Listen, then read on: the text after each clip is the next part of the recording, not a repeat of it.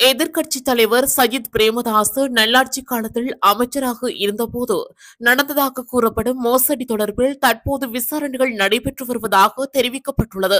இது தொடர்பில் லஞ்சம் மற்றும் ஊழல் குற்றங்களை விசாரணை செய்யும் ஆணைக்குழுவில் முறைப்பாடு அளிக்கப்பட்டுள்ளது.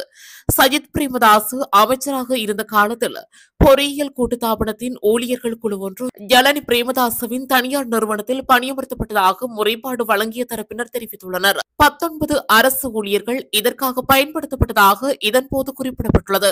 குறித்த ஊழியர்கள் தங்கள் பணியுடன் தொடர்பில்லாத வேலைகளை செய்ய நிர்பந்திக்கப்பட்டுள்ளனர். அதாவது சையத் பிரேமதாசவின் மனைவியின் பணி, அவரது அரசியல் பணி மற்றும் அவரின் தனிப்பட்ட பணி ஆகியவற்றை செய்வதற்கு குறித்த ஊழியர்கள் பணிக்கப்பட்டுள்ளதாக முறைப்பாடு அளிக்கப்பட்டுள்ளது.